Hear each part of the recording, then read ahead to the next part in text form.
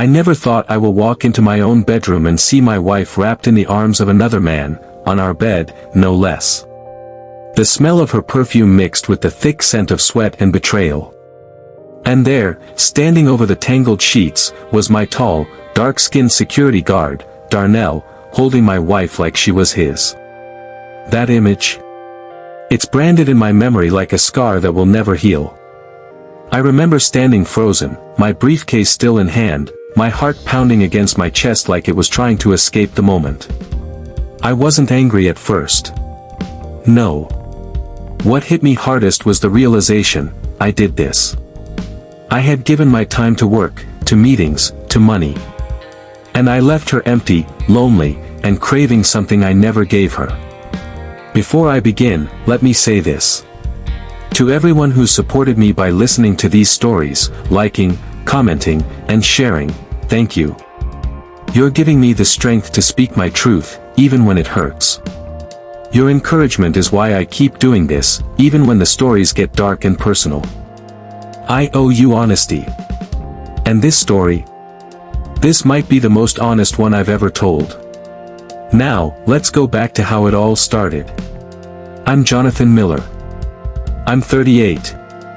Born and raised in Ohio, now living in the suburbs of Atlanta, Georgia. I've been married for 8 years to Melissa. She's beautiful. The kind of woman you walk into a room with and feel every man's eyes tilt just a second too long. She's caring, smart, and when we met, she had this soft laugh that made everything feel lighter. I used to chase that laugh. I used to earn it. But life has a way of piling up meetings, deals, responsibilities. And somewhere in between boarding passes and phone calls, I stopped noticing that Melissa's laugh had grown quiet. We lived in a 4-bedroom house with a pool and a backyard so big you could host a wedding there. I hired Darnell, a tall and well-built young man in his late 20s, to be our full-time security guard and groundskeeper. He stayed in the guest quarters out back. Quiet guy. Always polite. Always professional. Never once did I suspect him of anything other than loyalty. Looking back now, I realize I wasn't just blind. I was willfully ignorant. In the early days of our marriage, Melissa would call me just to hear my voice. She'd send cute texts, selfies, little messages like, "Can't wait to kiss you tonight," or "Dinner's waiting," just like me. But as my job got more demanding, I started coming home late. Or not at all. I told myself I was doing it for us. The vacations, the car, the house, we had it all. So why wasn't she happy?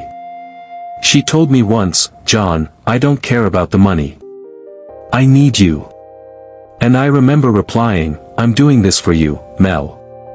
Just hold on a little longer." A little longer turned into months. Then years. Then silence. At some point, she stopped asking. No more, "When are you coming home?" No more late-night arguments or lonely dinners. At first, I thought I had finally achieved peace. But the truth is, Melissa gave up. It was a Sunday afternoon when I noticed something was off. I had come home from a short trip to DC a day early. Normally, she'd run to the door with a hug or at least a smile. That day, nothing. She was in the kitchen, humming to herself, dressed in silk shorts and a loose white shirt. She barely looked up. "Hey," I said, dropping my suitcase. "Oh, hey. You're back early." That was it. No kiss. No joy. Just a passing glance, like I was the mailman. I started noticing more after that. The way she dressed around the house suddenly became more delicate. Lingerie peeking under robes. Her hair always done. Nails freshly painted. And then there were the late-night walks. She said they helped her sleep. I said nothing. One night, I saw Darnell walking back to his quarters at midnight. Shirtless. Sweating. I asked him if everything was all right. "Yes, sir. Just got done with a quick workout," he replied calmly. His eyes didn't flinch. His voice didn't tremble. But my gut twisted. That's when I decided to do what I never thought I'd do, testing her. I booked a fake business trip to Chicago. Told Melissa I'd be gone for 3 days. Kissed her goodbye like always. Took my suitcase. Called the driver. Even let the security camera pick me up leaving the house. But 10 minutes later, I doubled back on foot and entered the house through the basement door. Quiet. Hidden. I stayed in the downstairs guest room. No light. No sound. Just waiting. For hours, nothing happened. But around 10:45 p.m., I heard footsteps. 2 sets. One soft. One heavy. I crept up the stairs and peeked out through the hallway. There they were. Melissa. Laughing. Holding a wine glass. And Darnell, shirtless, again, following her into our bedroom. My hands shook. I felt cold, then hot, then numb. I tiptoed closer, the door slightly open. I heard her giggle, "You've been waiting for this, haven't you?" Then the soft thump of the bed. The rustle of sheets. The sound of lips. I pushed the door open. And there they were, naked, tangled, her back arched, his hands everywhere. Our wedding photo hung crooked above the bed. They didn't hear me at first. But when I screamed, "What the hell is this?" they froze. Melissa screamed and covered herself. Darnell stood up, calm, like he'd done nothing wrong. I dropped my briefcase. I couldn't breathe. I don't remember walking into the room. I don't even remember how I managed to scream. All I know is, I stood there, heart pounding like a war drum, watching the woman I married, the woman I promised forever to, scrambling to pull the sheets over her bare skin while Darnell stood by the bed like a statue. No shame. No panic. Just, still. "John," she gasped. I can explain. But she couldn't. Some things don't need explanations. They speak for themselves. I backed out of the room, knocking over the small hallway table as I stumbled like a drunk man. My legs felt like jelly. My vision blurred. My heart didn't break, it shattered. Because deep down, I knew I had helped write this story. I just didn't expect to walk in during the climax. I ended up in the kitchen. Just standing there. Staring at the granite counter like it held the answers. Melissa walked in a few minutes later. Darnell was nowhere in sight. She was wearing my hoodie now. Hair a mess. Eyes red. But she looked calm. Like a storm that had already passed. "John," she said, her voice trembling. I didn't look at her. "You don't get to say my name right now," I muttered. Silence. Then I turned to her. "How long, Melissa? How long has this been going on?" She looked down. Then up. 4 months. I laughed. Not because it was funny. But because pain has a strange way of twisting itself into laughter. "With him? The security guard?" I asked, almost in disbelief. "Yes," she whispered. "But John, it didn't start like that. I was lonely. You were always gone. I felt invisible." I slammed my palm on the counter. "So you thought the best way to fix our marriage was to screw the guy I paid to protect this house?" "I tried talking to you," she said, her voice cracking. "So many times. But you were never there. Physically, yes, but emotionally. You left me long ago. And just like that. I saw it. The mirror I'd avoided for years. The ugly truth staring right back at me. I wasn't innocent. I had neglected her. Ignored her cries for attention. Dismissed her as needy when all she wanted was to be seen. Touched. Loved. I thought being a provider was enough. I paid the bills. Bought her the best. Gave her a beautiful house. But I forgot that she didn't marry a bank account. She married me. And I'd been absent for years. But knowing all that didn't erase the betrayal.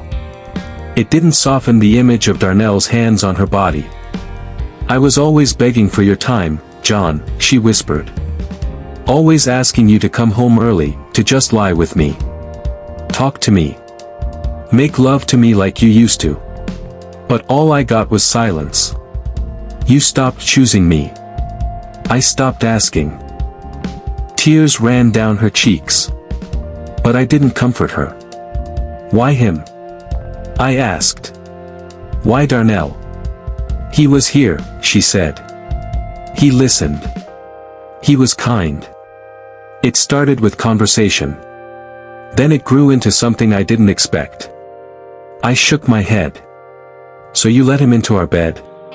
Our bed, Melissa. She flinched at the venom in my tone. I was wrong, John. I know. But please don't act like I'm the only one who broke this marriage. You stopped being my husband long before I stopped being your wife. And maybe that was the worst part. Because she wasn't wrong. That night, I slept in the guest room. She didn't try to stop me.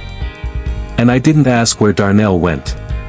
The next morning, I called him to my office by the gate. He walked in, silent as always.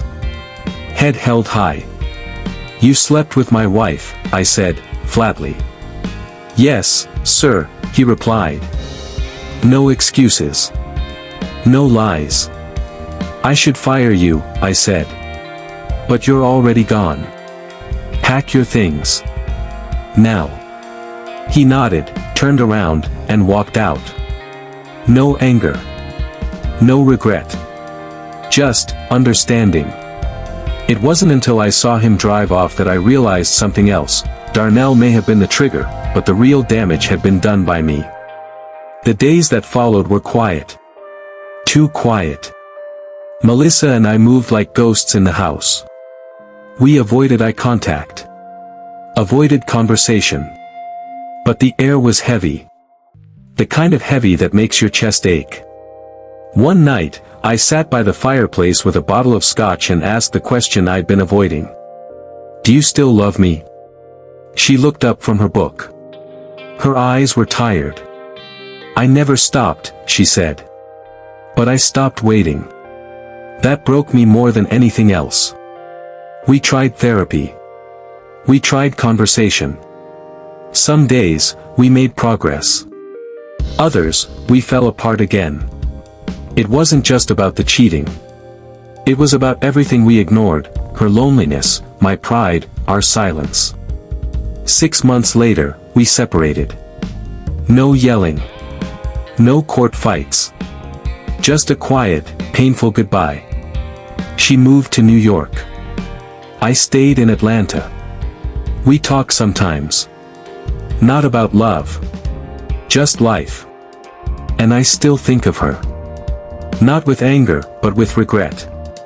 Regret that I let her starve while I fed the world. So, to every man watching and listening.